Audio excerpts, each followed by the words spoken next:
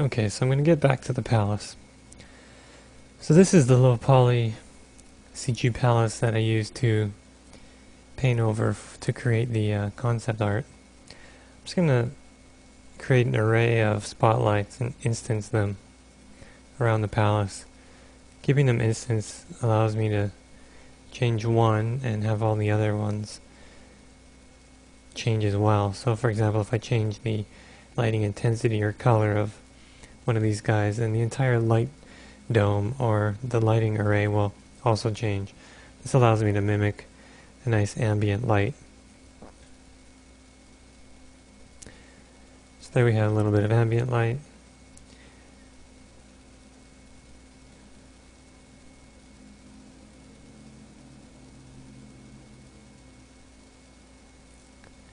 Just going to reposition the camera a little bit just to get a more ideal view of the palace.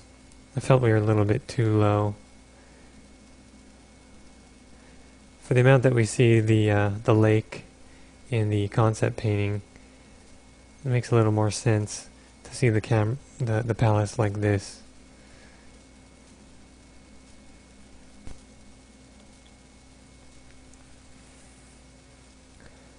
So it also kind of seems like the ground plane might be a little bit low.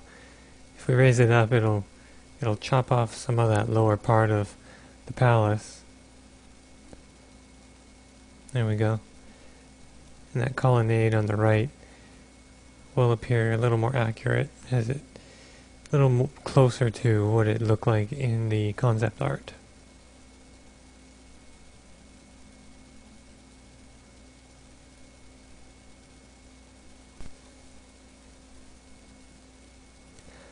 So with this 35mm camera, I think that brings us to a pretty close match. Toggling it in Photoshop, from Photoshop to Max, it is a pretty close match for massing and camera angle.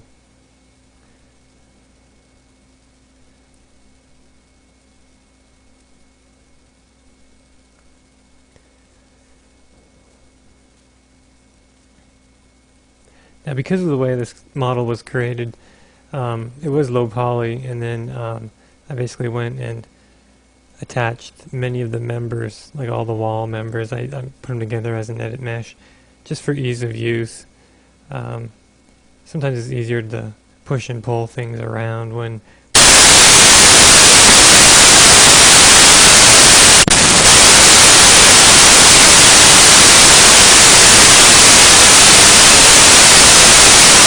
just separate, go in and grab a few of the polygons and rotate copies of them. I'll do that all over the place. You'll see that where I need polygons, I'll go into the edit mesh and I'll select the faces, detach them, and then do what I wish with them.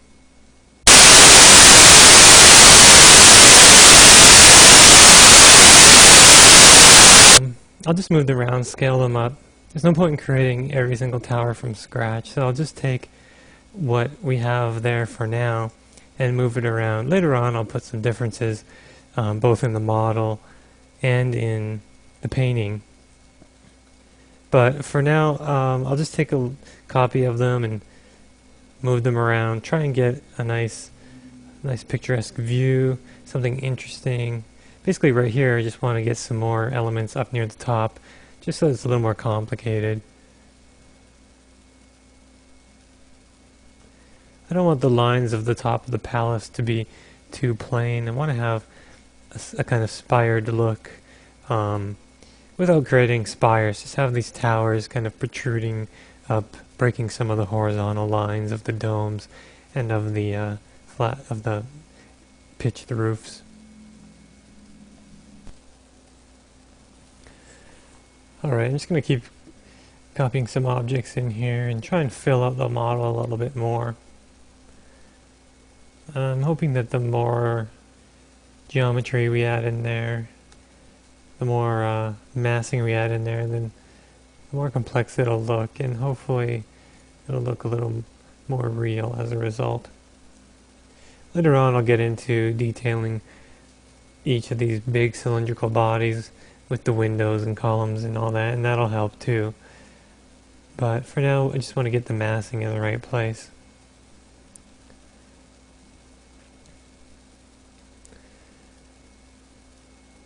I have to stress one of the importances of having a concept art. You know, the concept art, when creating the concept art, you know, it's pretty obvious that you can get in there really quickly and paint things, paint masses, paint objects where you want them. I'm just going to try and move this body over to catch a little more light. So when you're painting, you can put objects wherever you want. And then when you get into the CG realm, you tend to become a little more rigid, a little less creative. Things ending up where they end up. And what I mean by that is it's a little harder to concentrate on composition and proportions, things like that when you're in the CG world. So what I'm doing here is I'm just creating one rib that is going to line the top of the rooftops. And I do this numerous times for all these rooftops. But this one roof rib, it's just going to be a skinny little rib that follows the contour of the rooftop. Protrudes slightly higher than the rooftop itself. Just going to center it and then create an array which basically copies it in a rotational manner around the object. What you'll notice through the entire creation of this object, of this palace, is that matte painters, generally speaking, create objects of relatively low polygons.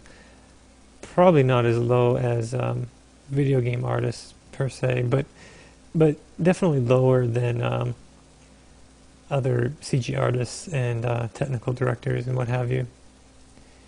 This is because in the end we know that we're going to paint over the rendering anyways, and that is in fact what I'm going to do with this object when I'm finished rendering, is I'm going to supplement a lot of that detail with painting techniques. So we don't really need to get in there and model every single detail. It takes a lot of time to model things, and as well, the render times end up being slower. So I'm gonna model a simple, again, a low poly spire that's going to go at the end of each one of these ribs, and it's just going to have a form that goes in and out. It'll imply a lot of detail. I'll lathe it around the right side, around that straight line, and I'll keep the polygon count low.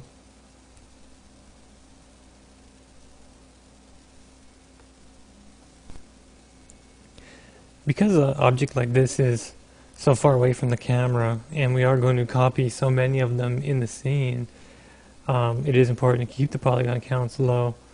Right now, you know, it's lathed with 16 segments.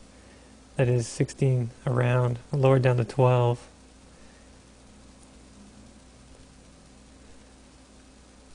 So there's basically 12 sides to this cylindrical type of object. An ornate object like this is really going to add to the model, to the CG model. It's going to add, again, complexity. You know, it's a word I keep using. It's very important in trying to create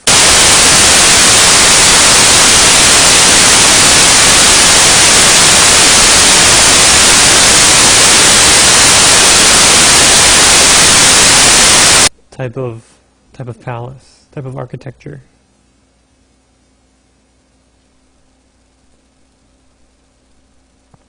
You can see when you flip the normals in and out that it looks inside out. If you're new to CG, just be aware when you create an object there is a factor called normals.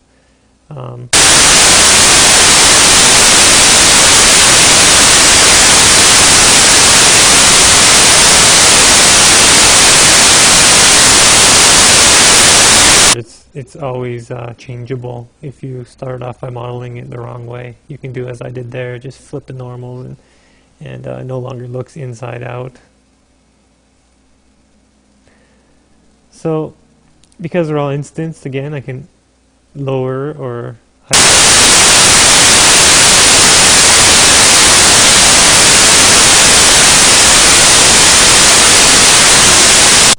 one or two.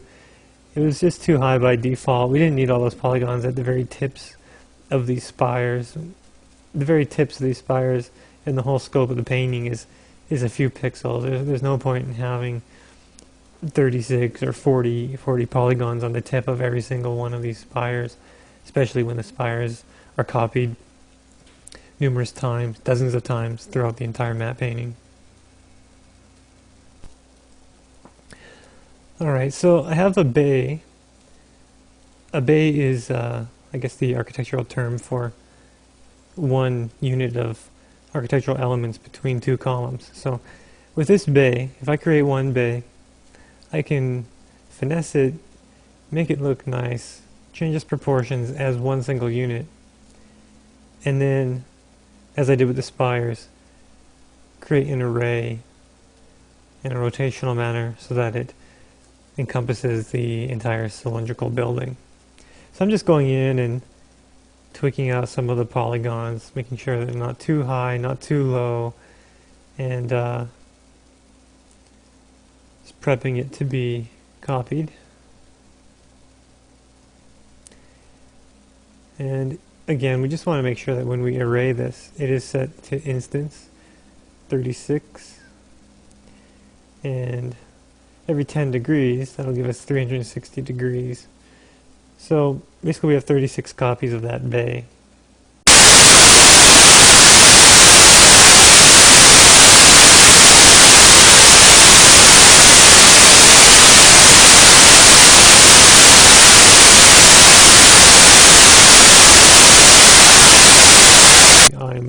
I try to keep fairly disciplined about naming my objects in Max, just because it helps to be organized, but there is a fine line between speed and organization.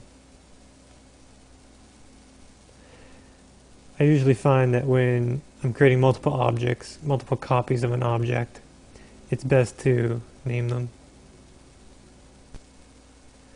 Now in the rendering, on the right in the shadows, we have a slightly light blue artifact. And what that is we have our shadow colors and values set a little bit brighter than they should be. So I'm just going to try and correct that really quickly so it's not distracting. I'm not working with final lighting here, but I do want my lighting to not be distracting. I want to be able to concentrate on the forms.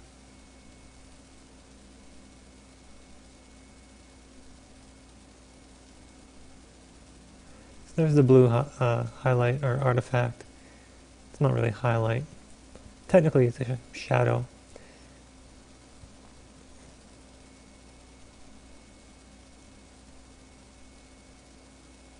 And it disappears. If you're new to CG, this is an artifact that you should also be aware of. As I mentioned earlier on in the DVD, with computer graphics, whether it be in Photoshop or in a 3D program, we have the ability to do unnatural things, and one of those things is you just saw. We had the ability to, within a shadow, create a lighter shadow.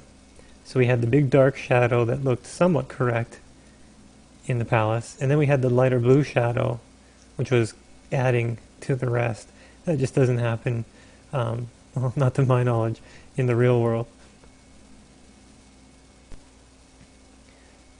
Okay, so let's get back to texture mapping some of these objects. As I said, some of these large cylindrical objects are editable meshes. So this big cylindrical shape has a lot of parts to it. It's all one editable mesh, which means it's one object, and therefore we can put one UVW modifier on it. In 3D Studio Max, a UVW modifier in this case, the brick. So I'm just changing the tiling, the scale of the brick, trying to make the scale work correctly.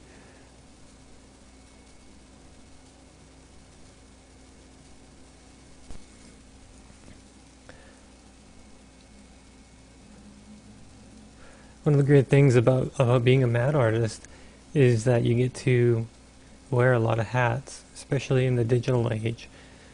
You know, as matte artists in feature films, we do get to model CG models, we get to texture them, light them.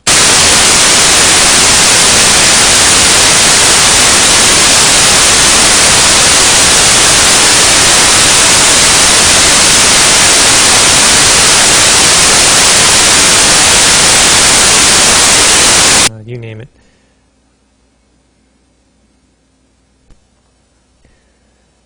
So looking at this rendering, it looks like the ribs on the rooftop might be a little too prominent, and the rooftop here and here need some ribs or some detailing of some sort. So I'll just go in and select the ribs.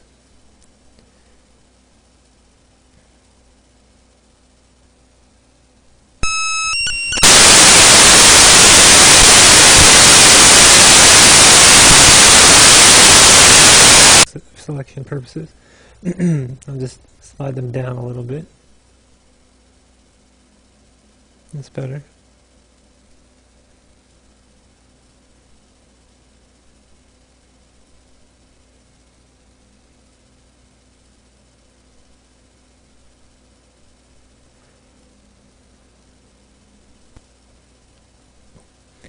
Okay, so let's turn our attention to the angled roofs in the back. Right now they're the same color as the wall, so we want them to be red just like all the other rooftops. So I'm going to go in and detach them from their group and apply the red shader.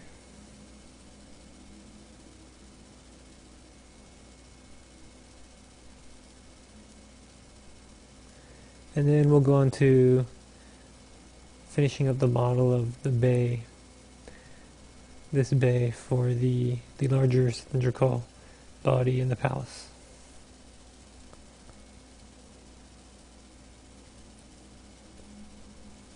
Just going to delete some of the older geometry that was in there. We didn't need that arch.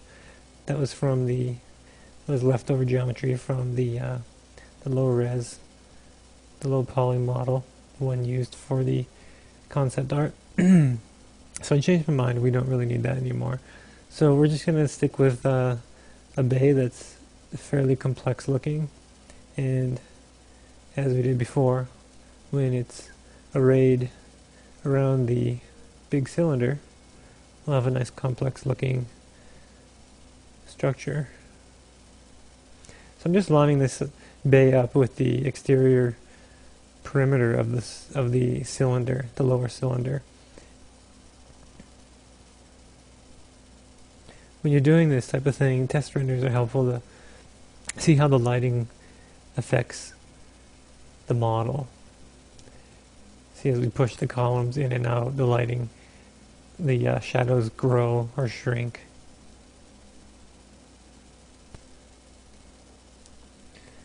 Now, I like this little space below the balcony. It's going to give us a nice little colonnade once it's all duplicated. And a colonnade that has columns with like a walkway.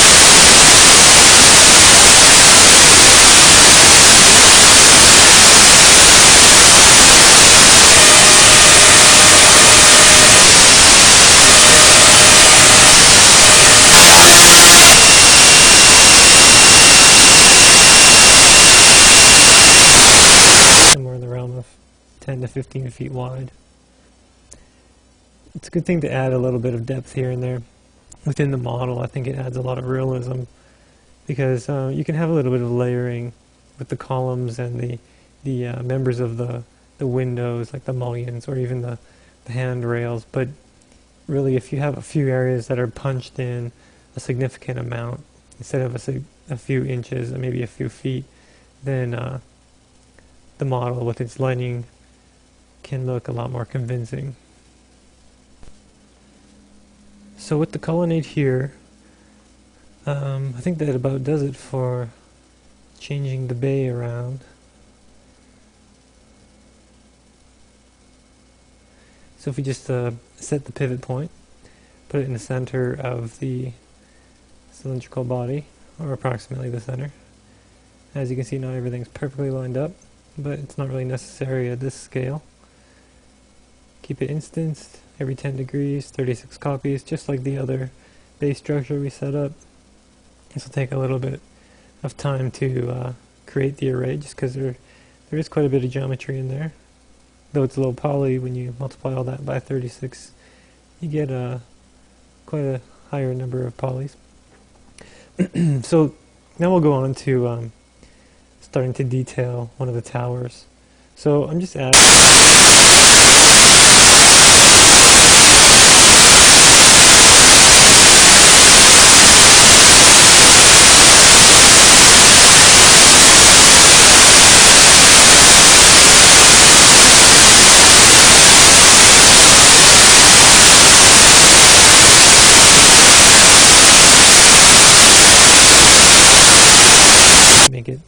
make it protrude out so we don't lose any of the details that we have in the model. Of course, we don't want to have geometry hiding behind other geometry. It's really just going to slow down render time, and if we're not going to see it, there's no point really having it, unless of course it's supplying us with a shadow or something of other importance. So there we go, just pull it out a little bit, that way we can see not just the window frame, but a plane there that implies some type of glass. Right now I'm not too worried about the glass material. These windows are so small, this far away, it's not really high on my priority list. And we'll just add the brick to the tower and render it. See how the lighting affects it. Scale looks alright, the brick scale.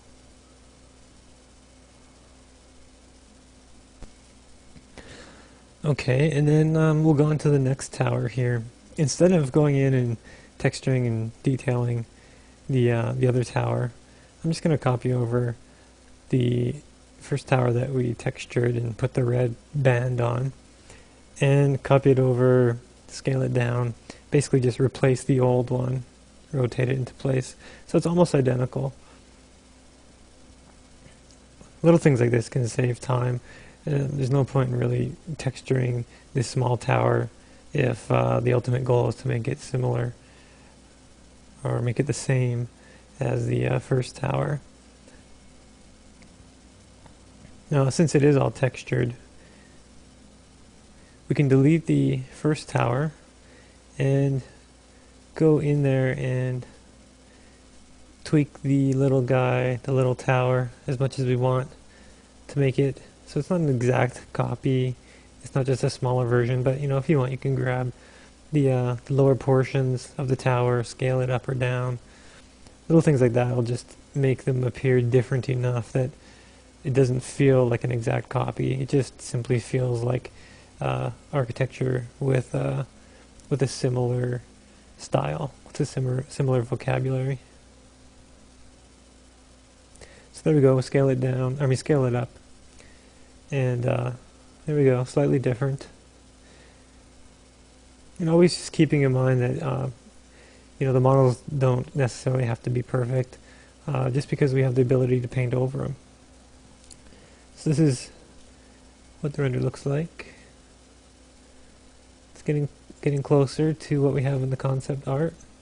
All the little windows are helping to add scale, and the columns are helping to add layering within the building walls.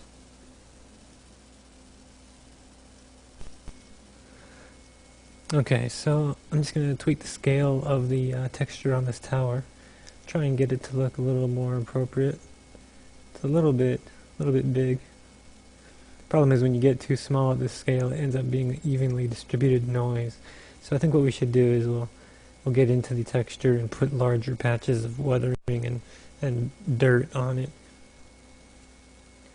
We'll get into that in just 1 second.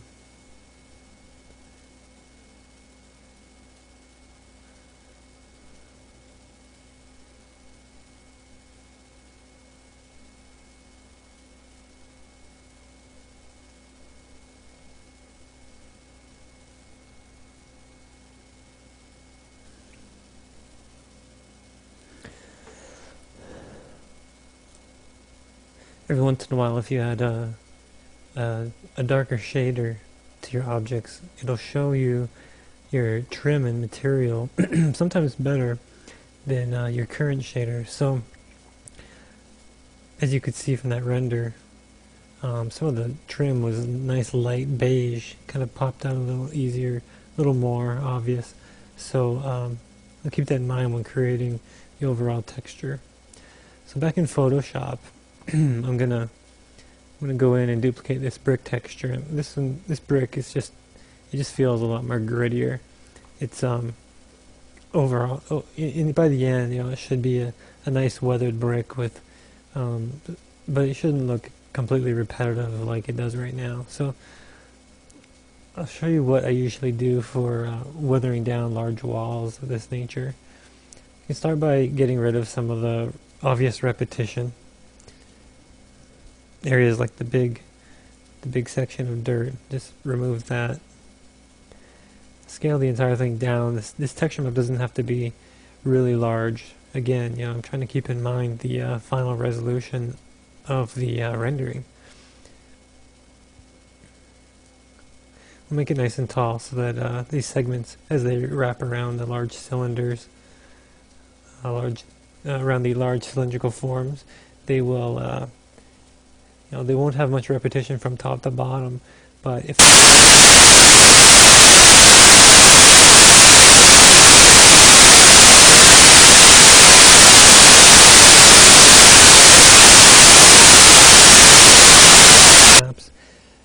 that's something that we can remedy in the map painting. For now, if we can get a certain amount of chaos in the weathering and the patches of dirt on the walls, that'll be a great start. That'd be a great foundation for us to paint over in Photoshop. However, if there is the occasional blemish that obviously repeats from structure to structure or many times within one structure, we can simply paint that out. So in order to add some nice weathering and texture to this otherwise moderately plain brick wall, we can grab textures from the real world, cracked metal, varying scales, cracks in stucco, stone, and to some degree it doesn't really matter what scale they're at, as long as when you put them in, you do monitor the scale at which they appear to be. But you can see here these streaks are quite small in the real world, but we're using them as larger weathering for the wall. In the real world, this may be somewhere in the realm of 6 to 12 inches long, but here we're saying that they're upwards of 10 feet. And you do often see that on old brick structures, especially more structures that are in the realm of hundreds of years old. Some of this weathering, if you take their layers and you put the transfer mode to darken or screen or lighten, you can get various different effects without having to matte them out manually. Certain parts will become transparent just because of the mode that they're in. So you can see how this one looks in darken.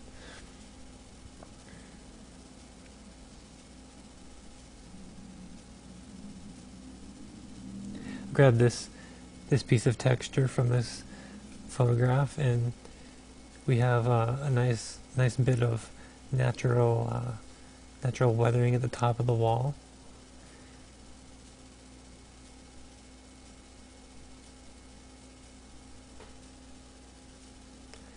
Just overall, I'm trying to make the texture look fairly evenly worn without even trademarks that it is man-made or weathered by man.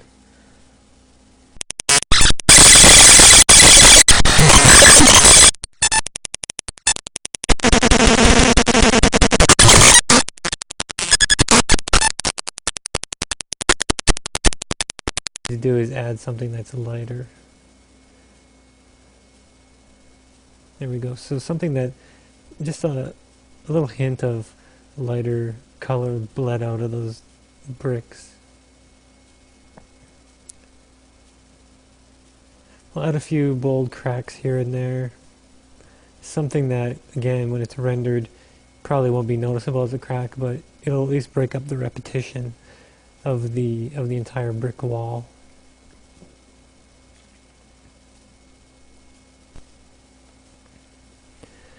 Textures like this can be used for larger patches of discoloration. So, you know, it's rusty in color, so if we fade it out, it'll look like a large, rustier patch of weathering. You'll see that quite often on buildings where large segments of the building has turned color just due to whatever phenomenon, whether it be water runoff, water gathering, mold or mildew gathering on a wall. So a patch like in the bottom left-hand corner, something like that is quite natural.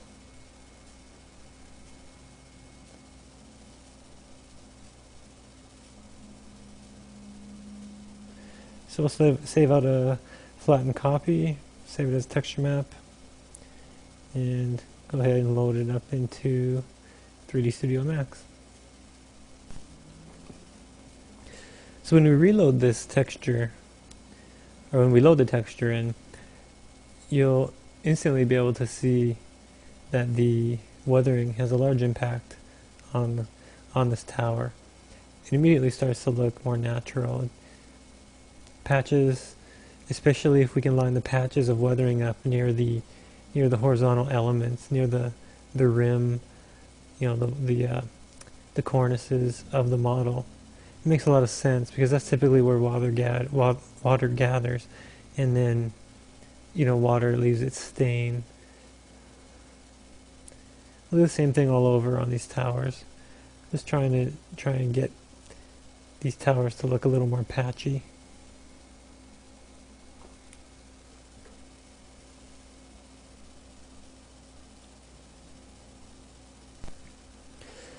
So modeling a large structure like this can be quite a time-consuming task. I'm planning to show you several of the main techniques that I use in modeling a large structure like this, because as I mentioned earlier, modeling for matte painting is quite different than simply modeling in CG in general.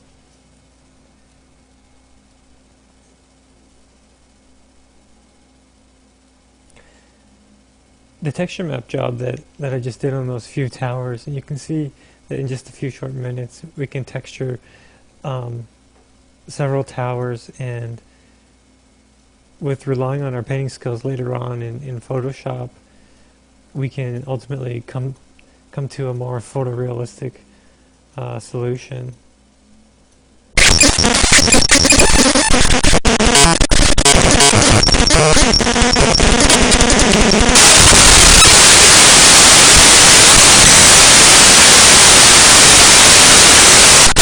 Add a little more detail to them. So what I'm going to do is I'm going to delete them all except for that first one, and I'm going to go in and tweak that first one a little bit, and then just simply reapply the array.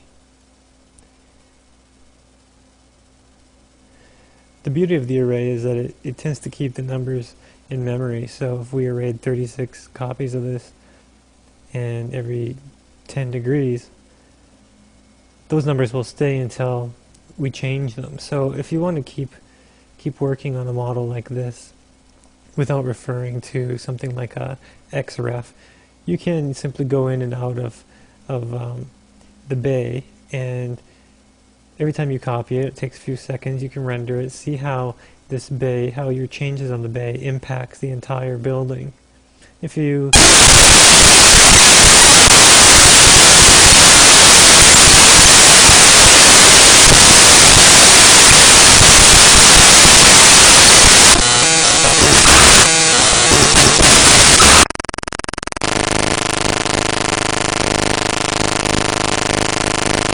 trim work on the wall, make it red so that it matches some of the other trim work and the rooftops.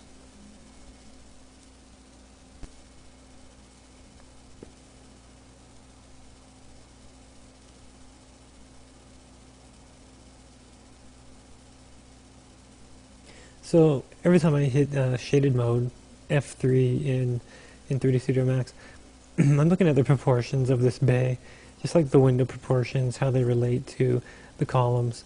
Specifically in a stone structure, if you study actual stone structures, brick structures, what you have is you have smaller window openings, especially when you have older architecture like palaces and whatnot. So in the spirit of trying to make things as real as possible, I opted to make these windows smaller. So my guess is, you probably have a 20% ratio. You have 20% windows and 80% brick wall. If you were to reverse the proportions or change them dramatically, have more glass and less brick, it would probably not feel like a more traditional building. So I'm just trying to keep the proportions to what I feel might be correct.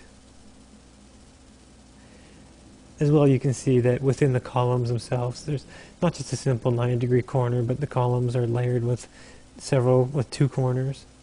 That'll help to give us a little more layering.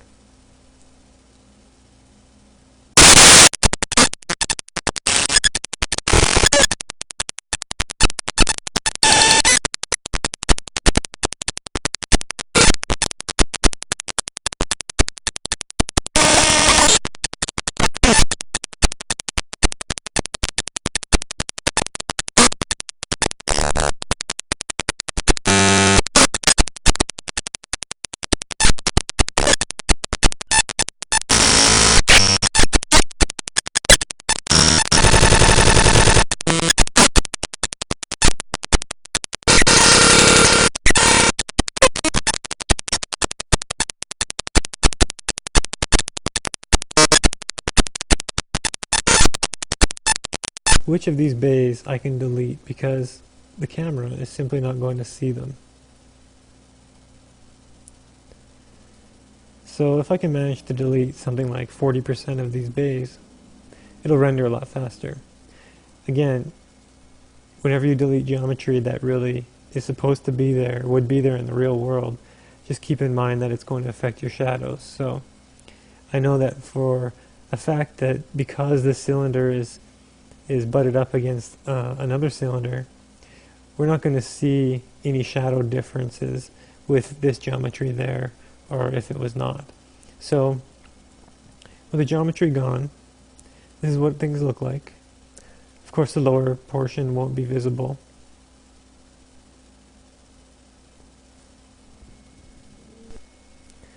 So one of the reasons why I created this array as a bunch of copies and not instances is so that I could go and ungroup them all, select all of the brick elements, for example,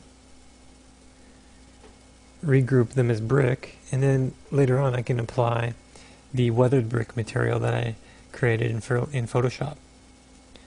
Now, if these were all instanced, whenever I put a UVW map on one of the brick entities, it would share the same UVW coordinates.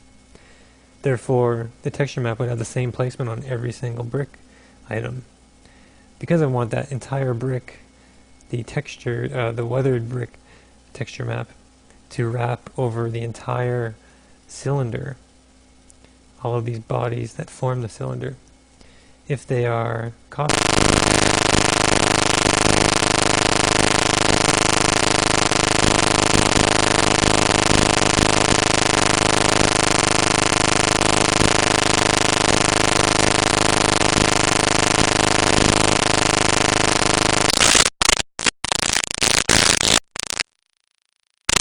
items are grouped as one, all my windows are grouped as another.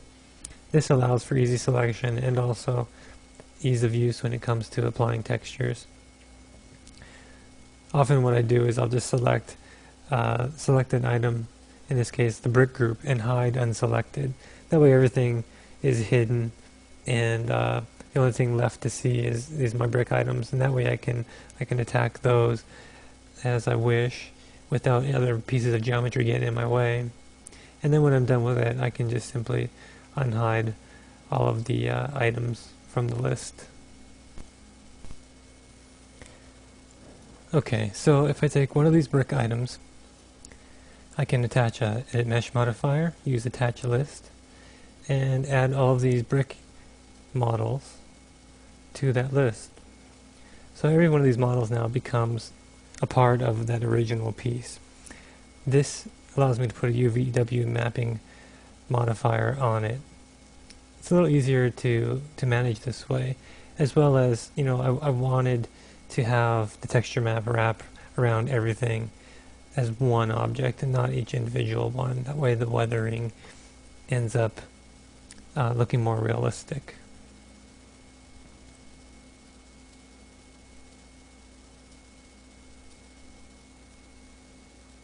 Of course, one of the downfalls to attaching all your objects is that you tend to lose your history, so it's a good idea to save iterations of your max file. So we're going to skip ahead here. Instead of showing you the repetitive nature of texture mapping all these objects, I'm going to just skip ahead to the entire model textured with brick. It's not fully textured, but pretty much all the brick is there. And I think we'll go on to the red rooftops next. So as a start, I'm going to take that brick texture and I'm going to basically turn it red and use it as a sort of tile work.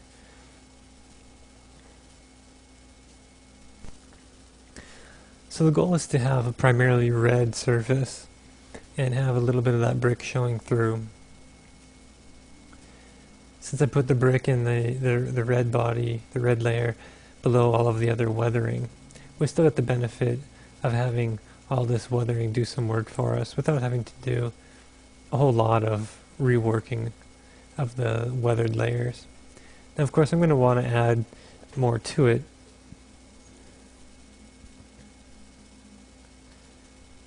I had a couple white lines just so I can refer to how the texture map's going to be laid out on a rooftop.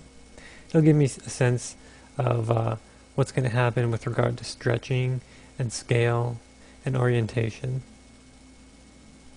The white lines obviously will disappear later on. I can just turn that layer off.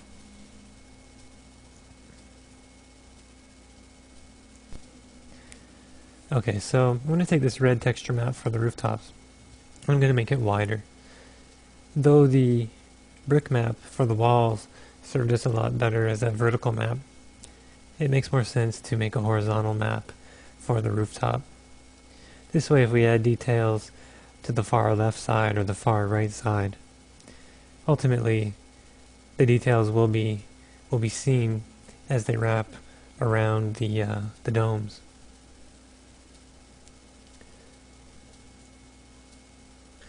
So just adding variation by duplicating some of the brick, doubling it up so it's a little more opaque in places. We'll have strips on the right side. That one strip on the right side is a little brighter, and all that type of chaos I think will in the end will help it to make it look a little more real. I'm going to have one band here of weathering. That'll give us an opportunity to make it look like the roof has a seam or some trim work that is slightly bleeding, you know, with water, rain, and dirt.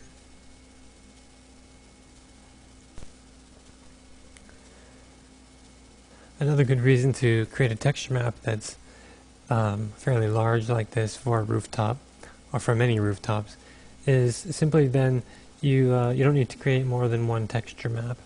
For example, if you use only a quarter of this on one of the rooftops, or you only see half of this on one of the rooftops, then you can see a different quarter, a different half on one of the other rooftops. And because the weathering is pretty much non-uniform all throughout, it'll then have the appearance that you created different rooftop texture maps for all of your rooftop geometry. Since they're all sharing the same red color space and same general weather patterns, it's not really necessary to go in and create 10 or 12 different maps because we have 12 different rooftops. It's a better use of time, providing we can get realistic results, if we just create the one.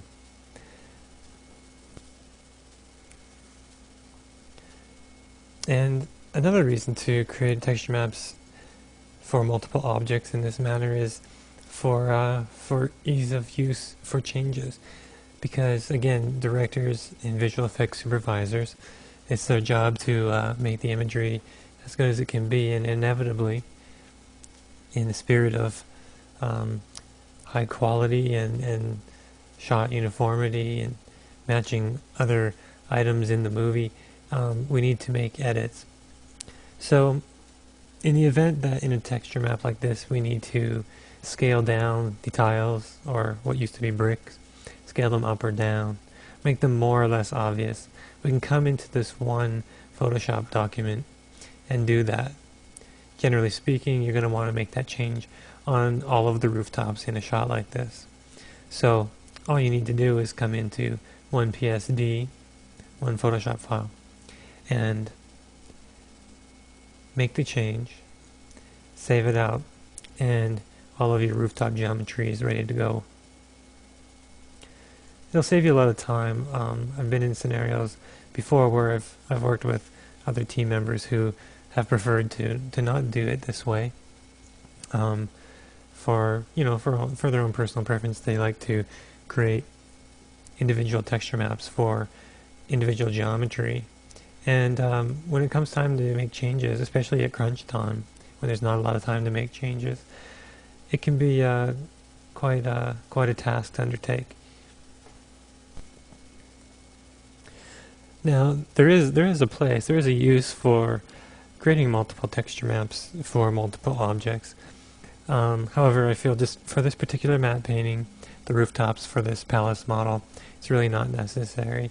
So I am definitely going to try and do things more efficiently. And again, because in the end it's a matte painting, we can simply go in to each rooftop in the painting and create or remove any artifacts that we wish.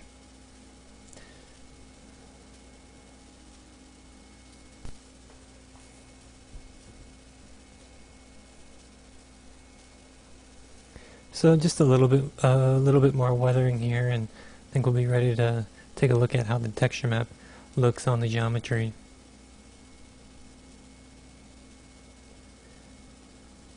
I want to focus on getting a lot of vertical striping in here, vertical weathering, just because on these domed rooftops, that's typically what you will see on, especially on older domes that are copper or even concrete. You tend to get a streaking that gravity pulls the water down. And so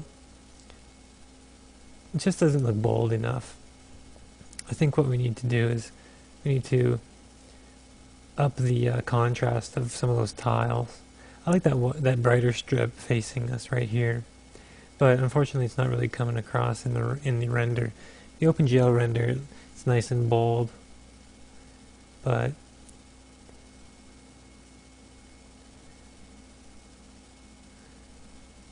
yeah, it looks like we need to increase the contrast. Rendering this at higher res also helps to pull out the detail. When it's really low, the render engine doesn't tend to give us all the contrast, especially on these planes that are not facing the camera, like the top of the dome. So we'll go back into Photoshop. We'll grab this tiles layer, duplicate it, and it punches it up a little bit more. Save this out as a texture map and take a look at it in Max.